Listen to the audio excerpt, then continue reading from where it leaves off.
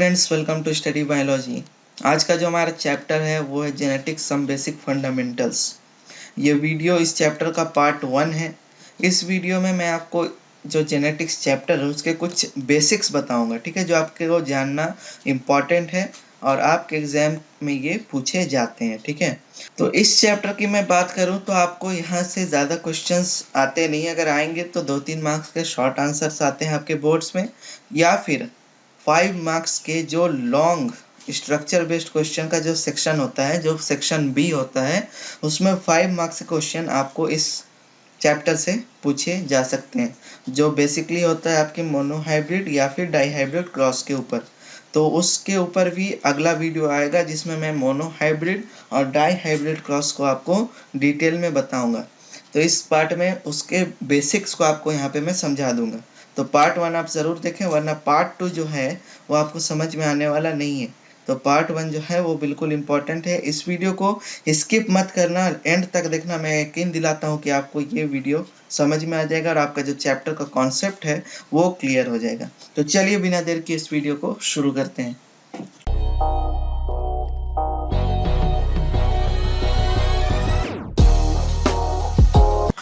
तो इस चैप्टर को शुरू करने से पहले आपको समझना ये है कि जेनेटिक्स जो टर्म है उसका मतलब क्या होता है, ठीक है। तो जेनेटिक्स जो है उसका डिफिनेशन अगर मैं बताऊं तो genetics is the study of transmission of body features from parents to offspring and the laws relating to such transmissions. तो जेनेटिक्स जो है वो स्टडी है ट्रांसमिशन ऑफ बॉडी कैरेक्टर्स का। जैसे बॉडी फीचर्स जो होते हैं, हमारे बॉडी फीचर्स, कुछ कुछ फीचर्स हैं, कैरेक्टर्स हैं, उनका जो ट्रांसमिशन होता है पेरेंट्स से ऑफस्प्रिंग में उनके, ठीक है, पेरेंट्स से उनके बच्चों में जो कैरेक्टर्स का ट्रांसमिशन होता है और उससे रिलेटेड जो लॉज होते हैं उनकी स्टडीज को हम लोग क्या बोलते हैं, जेनेटिक्स, ठीक है। जेनेटिक्स जो है वो सिंपल डेफिनेशन उसका स्टडी है वो transmission of body features from parents to offspring and laws related to such transmissions, ठीक है। तो सबसे पहले आपको जानना ये है कि जेनेटिक्स जो है उसके डिस्कवरर कौन थे, जेनेटिक्स को फाइंड किसने किया था, ठीक है, उनके फाउंडर कौन थे। तो जेनेटिक्स को फाउंड किया था ग्रेगोर मेंडल ने, जिन्होंने अपना एक्सपेरिमेंट किया था जेनेटिक्स को फाइंड आउट करने के लिए, और इनके लॉज हैं जो अभी तक स्टडी किए जाते हैं, ठीक है। तो इनके ही लॉज को पढ़ने के लिए आज इस वीडियो में आप लोग आए हो, ठीक है। आज इस वीडियो में मैं आपको इन्हीं के लॉज, प्रिंसिपल्स, एक्सपेरिमेंट्स, ये सारी चीज़ें आपको अभी बताऊंगा, ठीक है। तो आप जानते हैं कि जो जेनेटिक्स कैरियर हैं वो है आपके क्रोमोसोम्स, ठीक है। तो क्रोमोसोम्स जो हैं वो कितने होते हैं ह्यूमन बॉडी में, ये भी आप अच्छी तरह से जानते हैं। आपके बॉडी में, मीन्स ह्यूमन बॉडी में टोटल 46 क्रोमोसोम या कहें 23 पेयर्स ऑफ क्रोमोसोम्स होते हैं। तो इनके जो फर्स्ट 22 पेयर्स वाले क्रोमोसोम होते हैं इन्हें हम लोग कहते हैं होमोलोगस क्रोमोसोम। होमोलोगस का मतलब हो जाता है सिमिलर। तो ये एक दूसरे से दिखने में सिमिलर होते हैं, साइज से, शेप, दिखने में, इन सभी चीज़ों में ये एक दूसरे से सिमिलर होते हैं, ठीक है। तो इसलिए इन्हें क्या कहा जाता है, होमोलोगस क्रोमोसोम। और जो ये आखिरी का पेयर बच जाता है ये पेयर हो जाता है सेक्स क्रोमोसोम, ठीक है। तो ये मेल और फीमेल में डिफरेंट होता है। फीमेल्स में ये एक्स एंड एक्स क्रोमोसोम होता है, ओके। और जो मेल होते हैं उनमें एक्स एंड वाई क्रोमोसोम होता है, जो इस डायग्राम में दिया हुआ है, ठीक है। तो एक्स और एक्स क्रोमोसोम जो है वो एक दूसरे के सिमिलर होते हैं और ये जो है फीमेल में होते हैं, ठीक है। और एक्स वाई जो होते हैं ये मेल में होते हैं, और जो एक्स क्रोमोसोम होता है वो वाई के कंपैरिजन में डबल होता है उसका साइज, ठीक है। यहाँ पे आप देख सकते हैं इस डायग्राम में इसके हाफ है, ये वाई जो है वो एक्स के हाफ दिख रहा है यहाँ पे। तो ये हो गया सेक्स क्रोमोसोम की बात, ठीक है।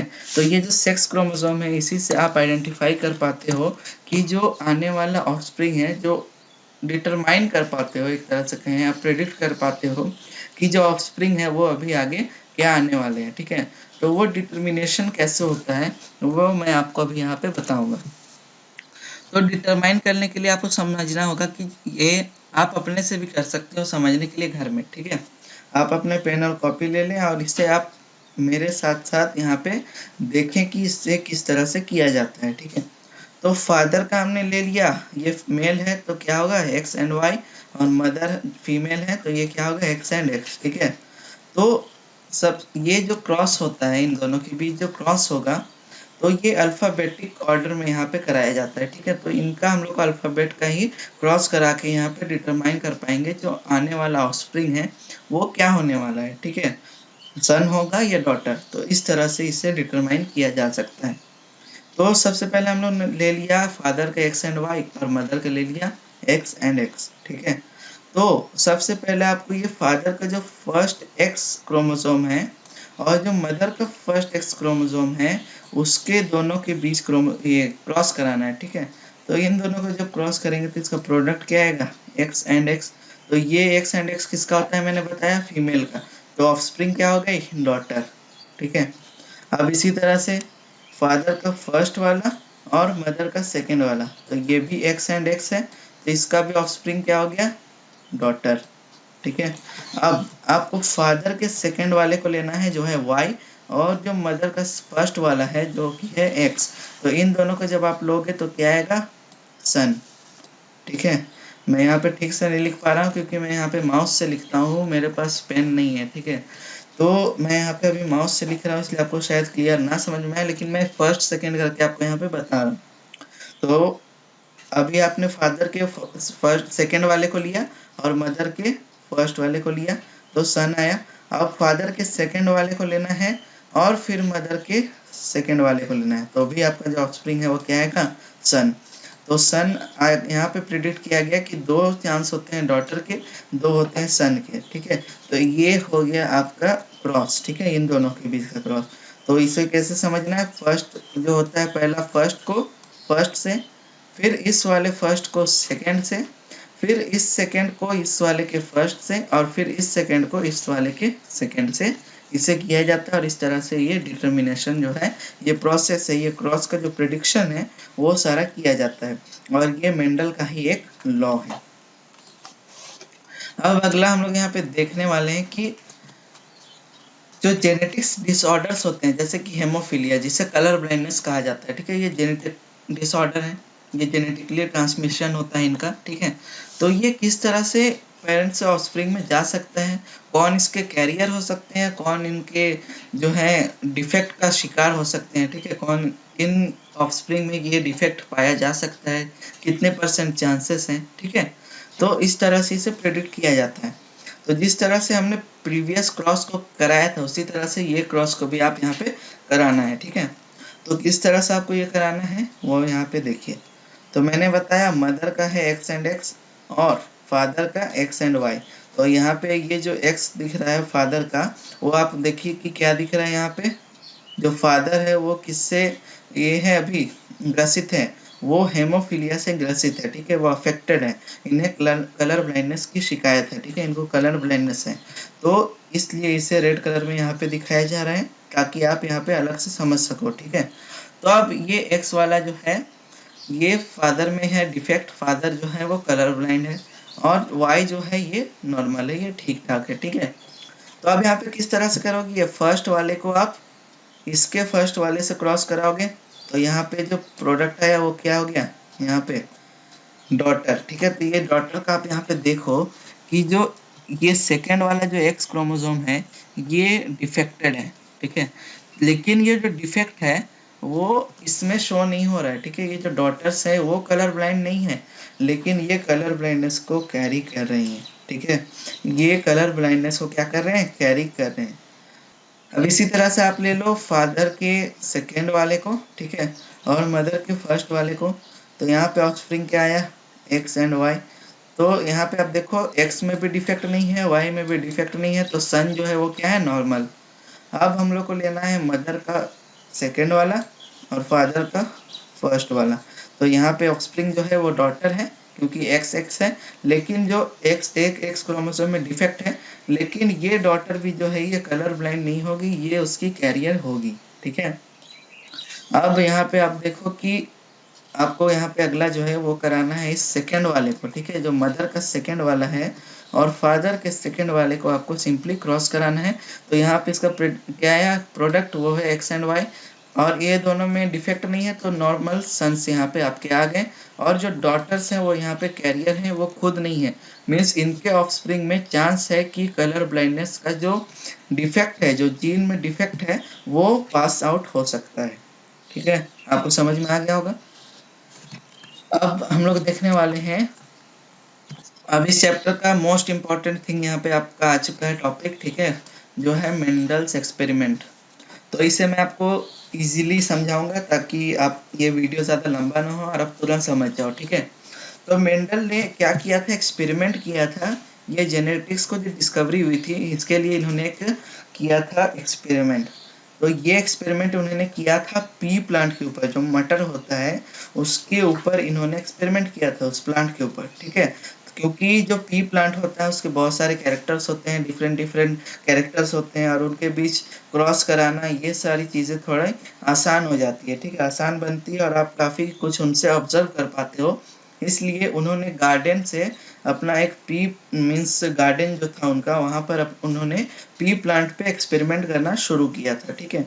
तो इसी को क्या कहा जाता है, मेंडल्स एक्सपेरिमेंट। और यही एक्सपेरिमेंट को करके उन्होंने डिफरेंट लॉज यहाँ पे बनाए थे, ठीक है। तो ये एक्सपेरिमेंट उन्होंने किया था पी प्लांट में, जिसका साइंटिफिक नेम है पीसम सैटिवम। ये आपके एग्जाम में पूछा जाता है, इसे आपको हमेशा याद रखना है। तो जो पी प्लांट है उसका साइंटिफिक नेम क्या है, पीसम सैटिवम। पी प्लांट का क्या है साइंटिफिक नेम। तो मेंडल ने एक्सपेरिमेंट किया था, तो वो एक्सपेरिमेंट किस तरह से किया था, कैसे किया था, वो सब चीज़ें मैं आपको पार्ट 2 में उसके पूरे डाई हाइब्रिड क्रॉस और मोनो हाइब्रिड क्रॉस जो है, जो मेन है, आपको उसी में मैं आपको अच्छे से यहाँ पे समझा दूंगा मेंडल का एक्सपेरिमेंट। तो मेंडल ने इस एक्सपेरिमेंट से कुछ कुछ ऑब्जर्वेशंस की, जिन्हें इन्होंने लॉ बना दिया, ठीक है। इनके कुछ लॉज बन गए, जिस तरह से फिजिक्स में लॉज होते हैं उस तरह से इन्होंने भी लॉज बना दिए, जिन्हें क्या कहा जाता है, मेंडल्स लॉज ऑफ इनहेरिटेंस, ठीक है। तो सबसे पहला लॉ था इनका law of dominance. Law of dominance ये समझना बिल्कुल इजी है और ये बहुत ही इंपॉर्टेंट है। आप नोटिस यहाँ पे एकदम अच्छे से इसे अपने माइंड में फिक्स कर लें, एकदम अच्छे से इसे समझ लें, वरना आपको जो है ये चैप्टर आपको समझ में नहीं आएगा, ये चैप्टर आपका पढ़ना बेकार हो जाएगा। लॉ ऑफ डोमिनेंस, तो डोमिनेंस हो जाता है, ये जो लॉ ऑफ डोमिनेंस है इसे भी मैं आपको इजी समझाता हूँ, ठीक है। ये जो लिखा हुआ है उसका आपको मैं इसके बेसिस पर नहीं समझाऊंगा, मैं अपने से इसे आपको यहाँ पे समझाऊंगा, ठीक है। तो लॉ ऑफ डोमिनेंस, इसे समझने के लिए आप सिंपली एक कैरेक्टर ले लो आप यहाँ पे पी प्लांट का।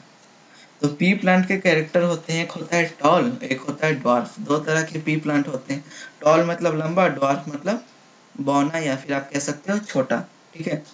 तो दो तरह के यहाँ पे कैरेक्टर्स होते हैं, तो इन दोनों में डोमिनेंट कैरेक्टर हो जाता है टॉल, ठीक है। तो टॉल को हम लोग लिखते हैं कैपिटल टी, और जो ड्वार्फ होता है उसे स्मॉल टी, ताकि हम इसे इजीली आइडेंटिफाई कर पाए। और इन दोनों के बीच जो क्रॉस होता है, जो मोनोहाइब्रिड क्रॉस है, इस तरह के जो प्रोसेस होते हैं उनको हम आसानी से यहाँ पे समझ पाए, इसलिए इस तरह का हम लोग कैपिटल और स्मॉल लेटर में इसे आइडेंटिफाई करते हैं, बांटते हैं, ठीक है। तो लॉ ऑफ डोमिनेंस में सिंपल आपको यहाँ पे समझना ये है कि जो यहाँ पे डोमिनेंट कैरेक्टर मैंने क्या बताया आपको, टॉल है, और रिसेसिव कैरेक्टर होता है एक, ठीक है, डोमिनेंट एंड रिसेसिव। तो डोमिनेंट कैरेक्टर जो होता है उसे हम लोग कैपिटल में लिखते हैं। तो यहाँ पे समझने वाली बात ये है कि ये जो डोमिनेंट कैरेक्टर है, अगर आप मान लो कि एक प्लांट जो है वो टॉल है और एक प्लांट है ड्वार्फ, ठीक है, इन दोनों के बीच हम लोगों ने क्या करवाया, क्रॉस कराया, ठीक है। जब क्रॉस कराएंगे तो यहाँ पे क्या होगा, इन दोनों के बीच जब हम लोग क्रॉस कराएंगे तो इनका प्रोडक्ट आ जाएगा टी एंड टी, ठीक है। जब इन दोनों का क्रॉस होगा तो इनका प्रोडक्ट आएगा capital T and small T, ठीक है। ये इनका प्रोडक्ट आ गया, ये इनका ऑफस्प्रिंग है, ठीक है। तो इनमें आपको क्या यहाँ पे ऑब्जर्व हो रहा है कि जो टी कैपिटल है ये डोमिनेंट है, ये टी जो है ये रिसेसिव। अब यहाँ पे ये कंफ्यूजन होगा आपको कि ये जो ऑफस्प्रिंग है वो टॉल है या डॉर्फ है, वो लंबा है या छोटा है, ठीक है।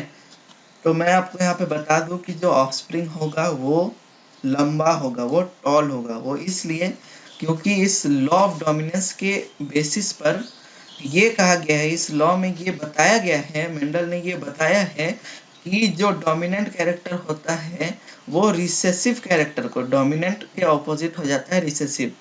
तो ये जो डोमिनेंट कैरेक्टर है वो रिसेसिव को क्या कर देता है, सप्रेस कर देता है। अगर किसी प्लांट में या फिर आप कोई भी ह्यूमन बीइंग, जितने भी लिविंग ऑर्गेनिजम्स हैं, उनमें अगर जो डोमिनेंट कैरेक्टर है वो क्या करेगा, जो रिसेसिव कैरेक्टर उनको सप्रेस कर देगा।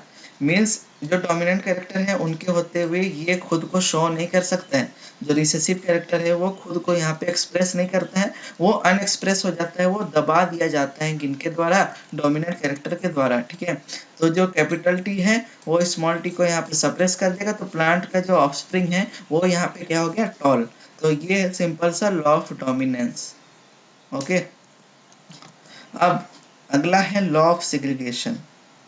तो ये जो लॉ ऑफ सेग्रीगेशन है, इसमें उन्होंने स्टेट किया कि जब दो गैमेट्स बनते हैं, मेल एंड फीमेल गैमेट्स जो होता है, तो मेल गैमेट और फीमेल गैमेट होते हैं। ठीक है, तो जब ये गैमेट्स बनते हैं, जब प्रोड्यूस होते हैं, तो क्या होता है, वो सेग्रीगेट हो जाते हैं। सेग्रीगेट मतलब होता है सेपरेट। तो वो जो है वो सेपरेट हो जाते हैं, उनके दो कॉपीज बन जाते हैं और वो एक दूसरे से सेपरेट हो जाते हैं। और ये क्या फॉर्म करते हैं, एलील। यहाँ पे ये जो टर्म देख रहे हैं एलील, ये यहाँ पे फॉर्म होता है। मीन्स एक यहाँ पे डोमिनेंट हो जाता है, एक रिसेसिव। ठीक है, यहाँ एग्जाम्पल के तौर पे यहाँ पे मैं आपको बता रहा हूँ, तो एक डोमिनेंट हो जाएगा, एक रिसेसिव हो जाएगा। तो ये एलील के बेसिस पर होता है। और ये लॉ यहाँ पे कौन सा काम करता है, लॉ ऑफ सेग्रीगेशन। यहाँ पे कौन सा लॉ काम करेगा, लॉ ऑफ सेग्रीगेशन। ठीक है, अब लॉ ऑफ इंडिपेंडेंट असॉर्टमेंट, ये लास्ट है लॉ जो मेंडल ने आपको दिया है। ठीक है, तो इंडिपेंडेंट असॉर्टमेंट जो लॉ है उसके अंडर क्या बताया गया है, क्या मेंडल ने आपको बताया, वो आप यहाँ पे अभी समझिए। तो लॉ ऑफ इंडिपेंडेंट असॉर्टमेंट के अंडर मेंडल्स ने बताया था कि जो फॉर्मेशन होता है, यहाँ पे जो सेपरेशन होता है, सेपरेट हो जाते हैं जो गैमेट्स, वो जब गैमेट का फॉर्मेशन होता है उस टाइम जब वो सेपरेट हो जाते हैं कैरेक्टर्स, तो वो जो है अब यहाँ पे इंडिपेंडेंटली असॉर्ट कर सकते हैं। मीन्स एक दूसरे के साथ जुड़ सकते हैं और उनके जो प्रोबेबिलिटी है, उनको इक्वल अपॉर्चुनिटी मिलता है कि वो किसी के साथ भी इंडिपेंडेंटली असॉर्ट कर सकते हैं। ठीक है, वो किसी के साथ भी कंबाइन कर सकते हैं, किसी के साथ भी मिल सकते हैं और एक नया कैरेक्टर वहां पे फॉर्म कर सकते हैं। तो ये था इनका तीसरा कैरेक्टर। ठीक है, और की पॉइंट्स है यहाँ पे मेंडल्स के लॉ का। तो the law of inheritance was proposed by Gregor Mendel after conducting experiment on P plant for 7 years। तो ये जो पी प्लांट का एक्सपेरिमेंट इन्होंने किया था वो 7 years तक किया था, काफी लंबे समय तक इन्होंने ये एक्सपेरिमेंट किया, तब जाके ये 3 लॉस को इन्होंने बनाया था। ठीक है, और इन्हीं लॉस को आज हम लोग स्टडी करते हैं, इन्हीं लॉस से हम लोग काफी कुछ अभी सीखते हैं। तो आपको तो शुक्रगुजार होना चाहिए मेंडल का कि उन्होंने हमें इस तरह के अच्छे अच्छे लॉस दिए जिससे हम काफी कुछ प्रेडिक्ट कर सकते हैं। और इनका जो एडवांटेज है, ठीक है, ये जो लॉस है इसका जो मेन एडवांटेज हो जाता है, तो ये दूसरे दूसरे हाइब्रिड जो क्रॉस के बारे में है, जो क्रॉस होते हैं उनके बारे में ये काफी आइडिया देता है, हमें काफी प्रोवाइड करता है आइडिया, जिससे हम लोग नए नए जो हाइब्रिड प्लांट्स या फिर कोई ऑर्गेनिज्म उस तरह के हम लोग यहाँ पे प्रोड्यूस कर सकते हैं। जो आज के समय में किया जाता है वो सारे इनके ही लॉस पर बेस्ड है और ये काफी हद तक जो है वो सही है। ठीक है, और यही लॉस को भी जो है फॉलो किया जाता है। अब मैं यहाँ पे आपको लास्ट में 2 टर्म्स बता देता हूँ जो मैंने पहले नहीं बताया, जो समझना आपके लिए इम्पोर्टेंट है। पहला हो जाता है होमोजाइगस डोमिनेंट। होमोजाइगस डोमिनेंट का मतलब हो जाता है कि जो कैरेक्टर्स होंगे, कैरेक्टर्स कैसे, मैंने अभी आपको टॉल प्लांट का और ड्वार्फ प्लांट का भी आपको कैरेक्टर बताया था। तो चलिए इन्हीं कैरेक्टर को लेकर अभी मैं आपको यहाँ पे होमोजाइगस और हेटेरोजाइगस को समझा देता हूँ। तो होमोजाइगस जो होंगे उसमें जो कैरेक्टर्स होंगे वो दोनों डोमिनेंट होंगे। ठीक है, तो उसमें जो टी होगा वो कैपिटल होगा, दोनों ये दोनों क्या होंगे, डोमिनेंट होंगे।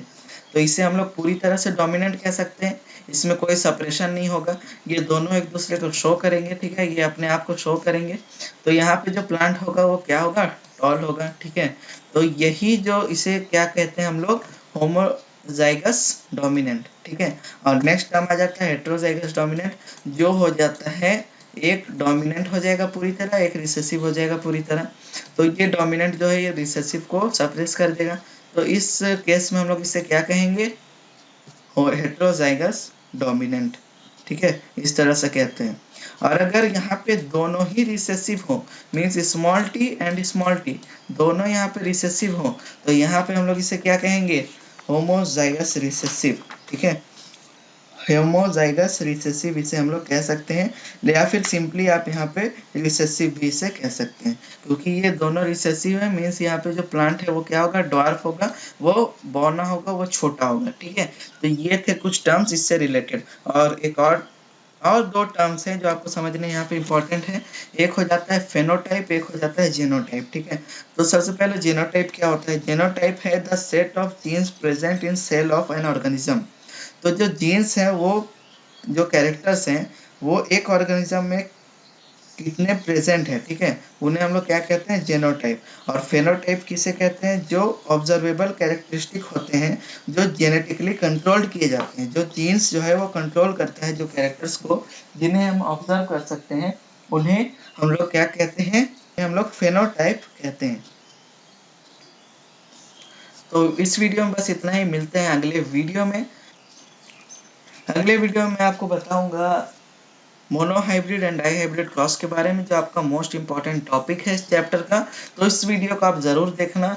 और अगर आपको इस वीडियो से रिलेटेड या आपकी बायोलॉजी से रिलेटेड कोई भी डाउट हो तो फटाफट से मुझे आप अपने डाउट सेंड करें मेरे वेबसाइट में। उस वेबसाइट का लिंक मिल जाएगा आपको डिस्क्रिप्शन बॉक्स में। और मैं जो है अभी लाइव डाउट क्लासेस चला रहा हूँ, जो संडे को लाइव स्ट्रीम होंगे, है ना। आप जितने भी डाउट्स हैं अपने वो आप पूछ सकते हैं। अगर आपको डिटेल्स जानना है लाइव डाउट सेशंस के बारे में तो ऊपर आई बटन जो आप देख रहे हैं वहाँ से उस वीडियो को देख सकते हैं, उसमें मैंने सारे डिटेल्स आपके लिए एक्सप्लेन किया हुआ है। तो आज की वीडियो में बस इतना ही, मिलते हैं अगले वीडियो में, तब तक के लिए गुड बाय।